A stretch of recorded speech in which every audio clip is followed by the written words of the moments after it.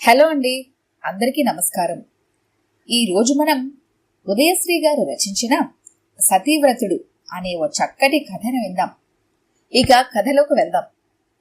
అవి నేను రామచంద్రపురంలో ఉద్యోగం వెలగబెడుతున్న రోజులు. నేను ఒక పెద్ద బ్యాంక్లో చిన్న ఉద్యోగగానే ఉన్నాను. అప్పటికి నాకు పెళ్ళై 6 నెలలైంది. అయితే 6 నెలల్లోనూ ఏ ఒక్కరోజు కూడా నేను నా సతీమణిని విడిచి ఉండలేదంటే నమ్మండి. ఆఫీసు టైం మినహాయిస్తే మిగతా సమయమంతా నాకు మా ఆవిడతోనే సరిపోయేది. ఆఖరికి ఆవిడ వంటింట్లో బిజీగా ఉండే సమయంలో కూడా ఆవిడ కొంగు పట్టుకొని తిరిగితే గాని తోచేది కాదు. అక్కడికి మా ఆవిడ నన్ను కాస్త ఈసరించుకునేది కూడా.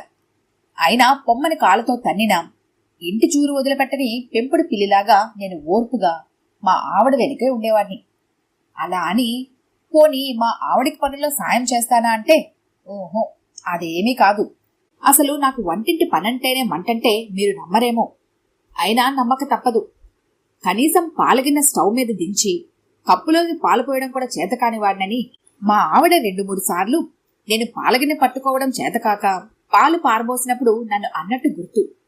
అందులో నిజమెంతుందో నాకు తెలియదు, కానీ నాకు ఇంటి పని చేత కాదన్నది మాత్రం పచ్చి నిజం. ఏ మాటకు ఆ మాట చెప్పుకోవాలి.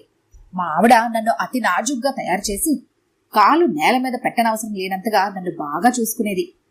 అసలే సోమరనేమో పెళ్ళాం వచ్చాక ఈ విధంగా మరింత సోమరతనం నాలో పెరిగిపోయింది.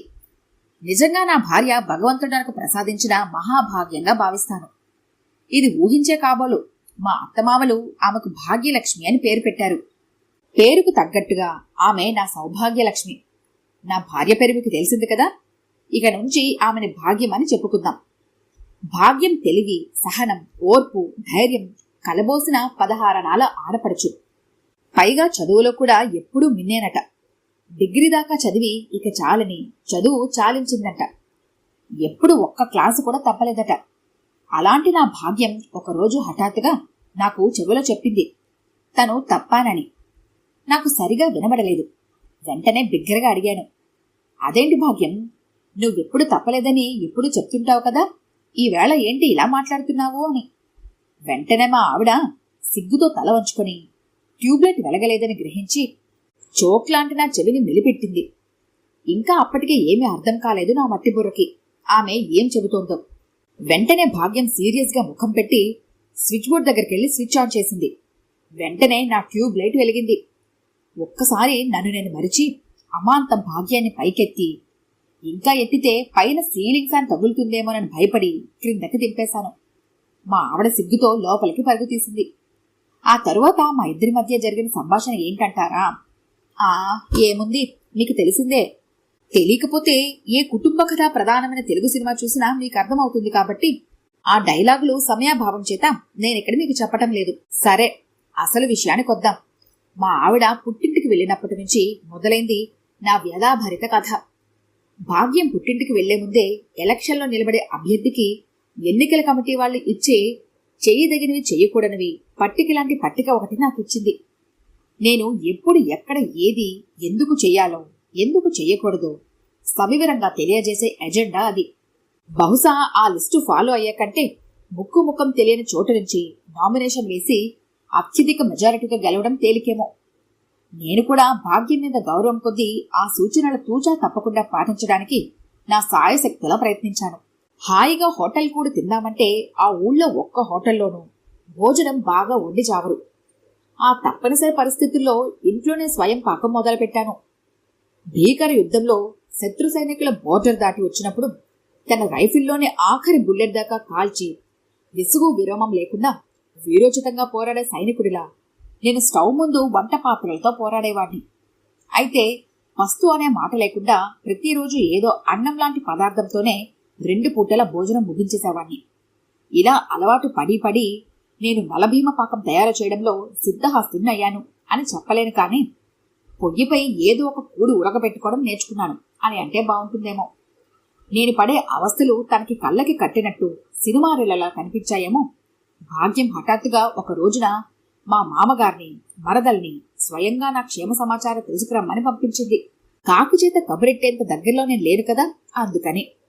వాళ్ళది ప్రకాశం జిల్లాలో ఒక పల్లెటూరులేండి. అది ఏమిటనేది ఇప్పుడు అప్రస్తుతం. అయితే మామగారు రావడం వరకు ఓకే. మరి మరదలి పిల్లేమిటి? అదే అర్థం వచ్చేటట్టు మామగారి వంక చూశాను.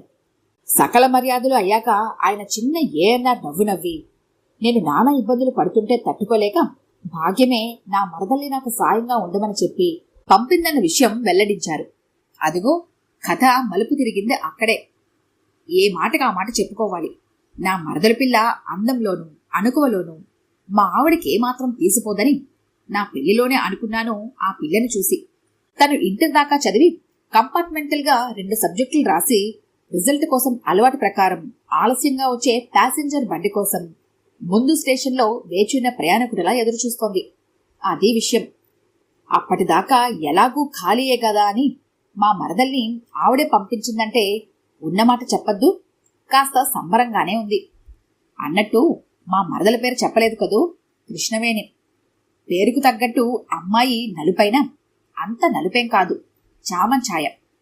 తీర్చిదిద్దినట్టయిన కళ్ళు, కోటేరు లాంటి ముక్కు, దొండపండు లాంటి పెదాలు. ఇంకా ఇంకా చెప్పాలంటే బాపు గీచిన బొమ్మ అని అననుగాని ఆయన శిష్యుడి గీచిన బొమ్మతో పోల్చవచ్చు. అమ్మయ్యా, నా కష్టాల గట్టెక్కినట్టే అని గుండె నిండా గాలి పీల్చుకుని వదిలాను. కాని నాకేం తెలుసు అసలు గండం ఇక్కడే మొదలవుతుందని. పెళ్లైన వెంటనే భాగ్యాన్ని నాతో కాపురానికి పంపించేశారు కాబట్టి, అంతేకాక నేను మా మామగారింటికి ఎక్కువగా వెళ్లేవాడిని కాదు కాబట్టిని నాకు నా మరదలతో పెద్ద చదువు కూడా ఏర్పడలేదు. ఏదో 1-2 మాటలు మాత్రం నవ్వుతూ మాట్లాడేది మరదలు. అంతకు మించి పెద్దగా జోకులు గీకులు లాంటివి నేను వేయలేదు. అసలు అలాంటి సందర్భము రాలేదు. మామగారు చెప్పవలసిందంతా చెప్పారు, నేను వినవలసిందంతా విన్నాను. ఆయన్ని బస్సెక్కించి ఇంటికి వచ్చాను. మా మరదలు, అదే కృష్ణవేణి, చాలా చలాకీ పిల్ల అని ఇప్పుడిప్పుడే తెలియడం మొదలైంది. తన భుజం నాకు తగిలేటట్లుగా నిలబడుతూ అంది, బావా, ఈ శుభ సమయంలో నాకేం బహుమతిస్తావు అని కొంటెగా నవ్వుతూ. అదే ప్రశ్న కోసం చాలా కాలం నుంచి ఎదురు చూస్తున్న నేను చటుక్కున ఆమె చెయ్య పట్టుకుని దగ్గరకు లాక్కున్నాను. ఆమె బుగ్గ గిల్లి చిలిపిగా ఆమె చెంపల దగ్గర నా పదాలు చేరుస్తుండగా క్లిక్ అని ఏదో ఫ్లాష్ వెలిగింది. నాకేమీ అర్థం కాలేదు. వెంటనే కృష్ణవేణి నన్ను వెనక్కి తోసి కాస్త కోపం కాస్త చికాకు ప్రదర్శిస్తూ చిన్న లెక్చర్ మొదలుపెట్టింది. ఇదిగో బావా, నువ్వు నా అక్క మొగుడివి కనుక కాస్త సరదాగా ఉన్నాను కాని ఇలా నా చనువుని ఆసరగా తీసుకుని నువ్వేదో ఊహిస్తే అది పొరపాటు. అసలు విషయం చెబుతున్నాను విను. మా అక్క నేను తనకు పెళ్లైన కొత్తల్లో ఒక విషయంపై వాదనకి దిగాము. అదేమిటంటే, పురుషులలో పుణ్యపురుషులు వేరే ఉంటారు. అలాంటి వారిలో మా ఆయన మొదటివాడు అంది తను. ఎంతటి శ్రీరామచంద్రుడి లాంటి వాడైనా పరస్త్రీ కనబడితే చలించక మానడు తెలుసా అన్నాను నేను. అంతే, ఇద్దరం పందెం వేసుకున్నాం.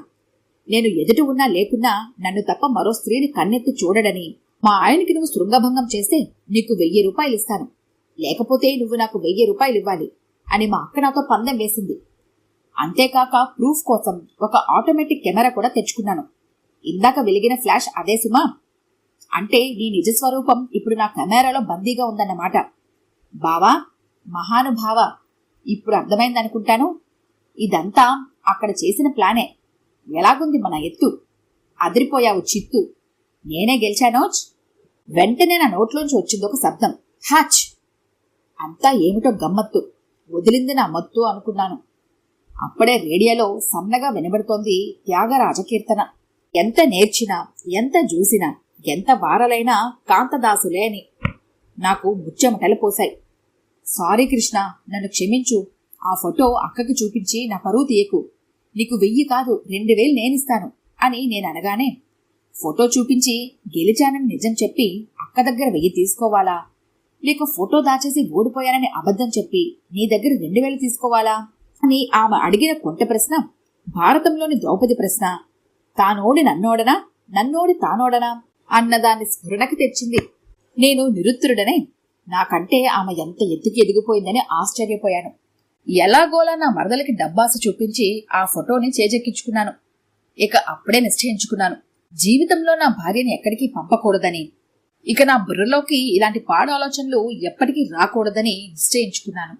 మళ్లీ మనిషి జన్మే గనక ఉంటే నన్ను శ్రీరామచంద్రుడిలా భావించే నా భాగ్యమే నా భార్య కావాలని కోరుకుంటున్నాను. ఈ కథ కనుక మీకు నచ్చినట్లయితే లైక్ చేయండి, షేర్ చేయండి. మరిన్ని ఇంట్రెస్టింగ్ కథల కోసం మా ఛానల్ని తప్పకుండా సబ్స్క్రైబ్ చేసుకోండి.